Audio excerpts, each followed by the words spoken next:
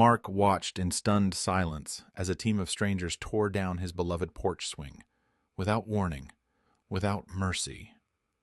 That swing was his sanctuary, his family's heartbeat. Now it was gone, vanished by a ruthless HOA's cold decree. But what happened next will shock even those who thought they'd seen everything. But first, let's go back to the beginning. Mark Jenkins had never imagined such a quiet corner of the world could become a battlefield. When he first settled into his modest home in Willow Creek, the porch swing was more than just a piece of wood and metal hanging from chains. It was an anchor amid life's chaos. After grueling 12-hour shifts at the hospital, when the weight of trauma and exhaustion pressed hardest, Mark found solace there. The slow, rhythmic sway soothed his restless mind, the gentle creak of the ropes a lullaby. It was where he could breathe deeply, let go of the day's worries, and connect with his wife Sarah and their 7-year-old daughter Emily. Those moments, quiet, warm, and undemanding, became sacred. But that sanctuary was ripped away with merciless efficiency on a bright spring morning that felt otherwise ordinary. Without any warning, a group of stern-faced HOA enforcers arrived, clipboard in hand and determination in their eyes. They circled the swing like it was a trespasser, unmoved by Mark's frantic questions or his pleas to reconsider. To them, this was enforcement, not cruelty, a duty to uphold the covenant everyone had agreed to when moving into the neighborhood. The official explanation was cold and clinical. The swing violated the neighborhood's strict aesthetic guidelines. It was not in harmony with the color palette, materials, or style that the HOA deemed acceptable. Karen Ellis, the HOA president, stood behind this decision with unwavering conviction. She wasn't a villain in the traditional sense, but rather a woman who had built her identity around preserving the community's pristine image. For Karen, every lawn needed to be perfectly trimmed, every fence uniformly painted, every exterior strictly regulated. Her motivation was rooted in a genuine belief that such discipline maintained property values and prevented chaos. She saw herself as the neighborhood's steward, a necessary enforcer in a fragile ecosystem. Mark understood the rationale, but couldn't reconcile it with the pain it caused. This swing wasn't a flashy, disruptive eyesore. It was an emblem of normal life, of love and family. He tried to explain, to negotiate, to find a middle ground, but Karen's stance was immovable. To her, bending the rules for one was the first step toward an unruly neighborhood, and she believed it her responsibility to stop that before it began. In her eyes, compassion had no place when the community's future was at stake. The day the swing was dismantled, Mark felt something inside him crack. It wasn't just about a piece of furniture. It was about being stripped of a piece of his dignity, his refuge. Watching the chains come loose and the wooden seat hauled away, he felt a profound sense of loss. The porch, once a place of comfort, now felt cold and bare. His daughter's laughter as she played in the yard seemed muted, as if even the neighborhood itself mourned the absence of that simple swing. Mark's frustration was compounded by the glaring reality that the system was heavily weighted in favor of the HOA. The very rules he had trusted to keep the community orderly now served to isolate him. Attempts to voice his grievance at the next HOA meeting were met with dismissive nods and rehearsed justifications. He was a single voice drowned by a chorus of strict bylaws and board members unwilling to show flexibility. Each refusal was a reminder that the community's vision did not include him. Not fully, not as he hoped. His anger simmered beneath a growing sense of helplessness. The swing's removal was a symbol of a deeper injustice, that personal joys, the small things that make a house a home, could be so easily erased under the guise of order and conformity. The neighborhood's promise of harmony felt like a veneer masking a rigid bureaucracy that didn't understand or care about individual lives. And yet, as Mark sat on the empty porch that evening, staring at the bare hooks where the swing once hung, a flicker of resolve began to take root. This was more than a fight about a swing. It was a fight for respect, for fairness, for the right to hold on to what makes a place truly feel like home. The shock of losing the porch swing was soon eclipsed by an even harsher blow. Mark Jenkins received a formal notice from the HOA demanding payment for fines they levied against him. Thousands of dollars for unauthorized installation of a structure that had stood on his porch long before he even signed the papers for the house. The irony was suffocating. How could he be penalized for something that was there the moment he moved in? The HOA's cold bureaucracy had turned his quiet sanctuary into a battleground of arbitrary power, and Mark felt the walls closing in around him. But Mark was not a man accustomed to surrendering quietly. With every letter demanding payment, every terse email reminding him of impending penalties, his resolve hardened. Nights that once found him cradled by the soft sway of his lost porch swing now became hours of research, his laptop glowing in the dim living room.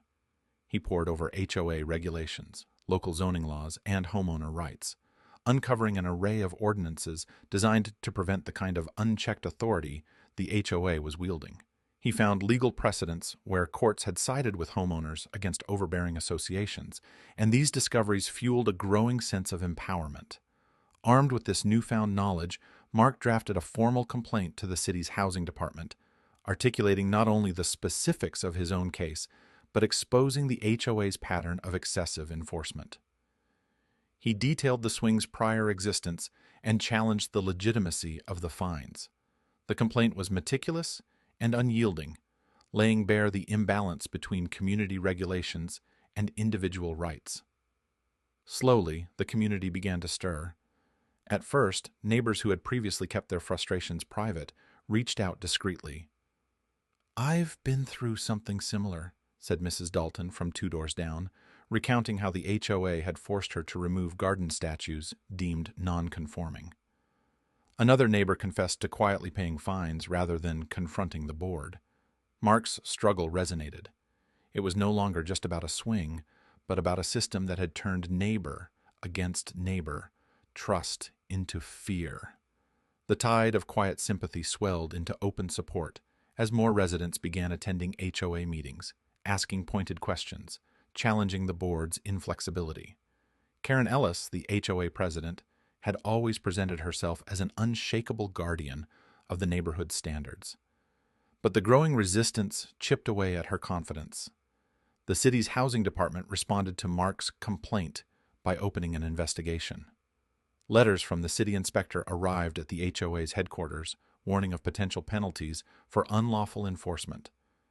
Suddenly, Karen faced pressures beyond her control: legal scrutiny, community dissent, and the realization that her rigid rule could backfire.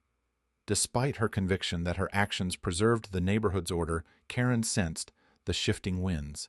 The veneer of control cracked when the city inspector issued an official order: reinstate Mark's porch swing or face substantial fines. This mandate was a public rebuke of the HOA's heavy-handedness, a tangible challenge to Karen's authority. The board members convened intense meetings, debating how to respond. Some urged compromise, fearing prolonged legal battles and community backlash. Others remained adamant, worried that conceding would set a precedent for others to flout the rules. In the midst of this internal conflict, Karen felt the full weight of leadership's burdens. Between enforcing regulations and maintaining goodwill, between control and compassion. For Mark, the battle transcended the fate of a swing.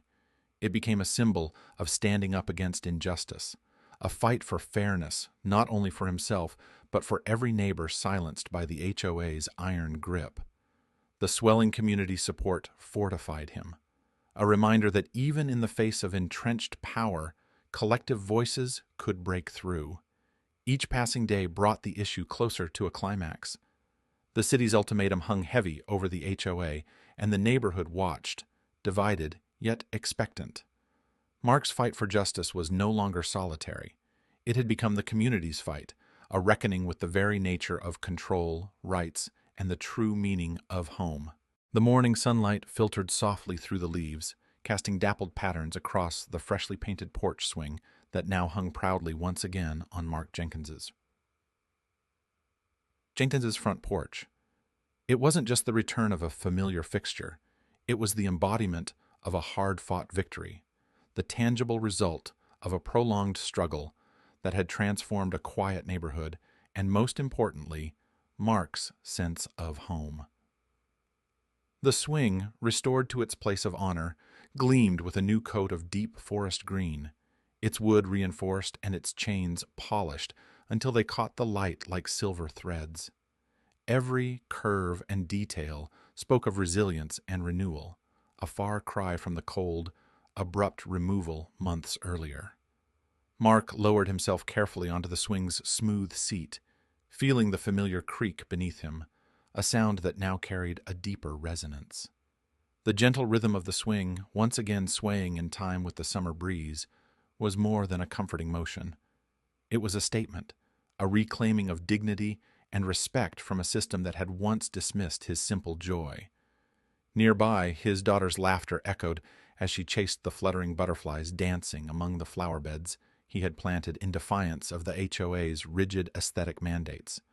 The yard, once muted by the tension and fear of confrontation, now bloomed with colors and life, each petal a quiet act of defiance and hope.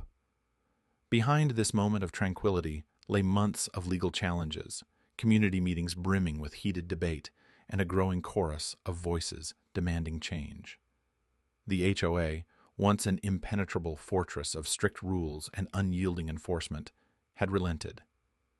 Under mounting pressure from the city's housing department and their own neighbors, the board, guided reluctantly by Karen Ellis, had agreed not only to restore Mark's swing, but to overhaul their governing regulations. New provisions were introduced to ensure homeowners had meaningful input on decisions affecting their properties, a structural shift toward transparency and fairness that rippled through the community like a fresh breeze. Karen's transformation was as remarkable as the swing's return. The woman who had once wielded HOA guidelines with unwavering rigidity now spoke with a tempered voice at community gatherings, acknowledging the need for balance between order and empathy. She confessed that leadership required more than just rule enforcement. It demanded listening, understanding, and adapting. The cold veneer of bureaucracy gave way to something more human, a leadership conscious of the lives affected by its decisions. This shift didn't erase past conflicts, but laid the groundwork for genuine reconciliation and progress. For Mark, the restoration was more than an end to conflict. It was the beginning of a new chapter defined by connection and empowerment. His battle, fueled by frustration and injustice, had blossomed into a beacon of hope for neighbors long resigned to quiet acquiescence. The porch swing had become a symbol of communal resilience, a testament to the power of standing up not just for oneself, but for collective fairness. It was a reminder that even in places governed by strict rules and tradition, the human spirit's desire for respect and belonging could prevail. As the sun dipped low on the horizon, casting golden hues over Willow Creek, Mark sat on the swing, surrounded by friends and neighbors, sharing stories and laughter. The atmosphere was charged not with tension, but with a renewed sense of unity and possibility. The porch swing, once a simple piece of furniture, now embodied a profound truth: that justice restored is not merely about righting a wrong, but about rebuilding trust, restoring hope, and opening doors to a future where community and compassion coexist. In that moment, with the evening breeze carrying the soft murmur of the neighborhood's revival, Mark understood that the fight had been worth every sleepless night and every confrontation. His porch swing was home again, not just a place to rest, but a symbol of what could be achieved when courage met conviction, and when ordinary people dared to challenge the status quo to reclaim their dignity and their community's soul.